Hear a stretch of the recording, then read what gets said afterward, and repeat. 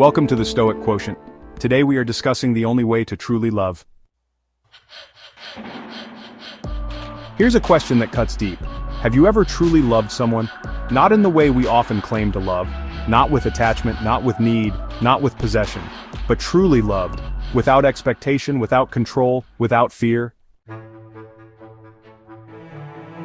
Or has love for you always been about you? This is the uncomfortable truth. What most of us call love is often just a reflection of our own desires, our own fears, our own desperate need to not be alone. We do not love the other. We love what they give us. We love the way they make us feel. We love the idea of them, the image we have carefully constructed in our minds. But real love, true relationship, can only exist when the me disappears. When we abandon the self. And that terrifies us, because we have built our entire existence around protecting the me, defending it, feeding it, strengthening it. But in doing so, we have weakened our ability to connect, to love, to be fully present with another. The illusion of relationship. What does it mean to be in a relationship, to be connected? Is it the sharing of time, of space, of experiences? Is it the intertwining of two lives, the forming of memories, the comfort of companionship? Or is it something far deeper? Something far more dangerous to the ego? Most of us don't actually see the people we claim to love. We see only the image we have built of them, the one shaped by our expectations, our past wounds, our unspoken fears. We do not love the person. We love what they represent to us. We love how they fit into the story we tell ourselves. And this is why relationships become battlegrounds. Why we feel hurt, betrayed, abandoned.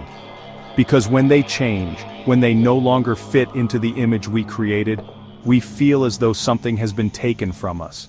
But what has really been taken? Only the illusion. The person was never ours to control in the first place. This is why so many relationships fail, because we are not relating to another person. We are relating to our own projections. We are in love with a concept, not a human being. The prison of thought. Marcus Aurelius once said, "Be tolerant with others and strict with yourself." Yet, how many of us do the opposite? We demand perfection from those we claim to love, but make endless excuses for our own shortcomings. We believe love is about keeping something, about making sure it lasts, about protecting it from loss, and so we hold on, we control, we fear. But Seneca warned us, he who indulges in empty fears earns himself real fears. And this is what happens in relationships. We create false fears. What if they stop loving me? What if they leave? What if I am alone? And in that fear, we strangle the very thing we are trying to protect.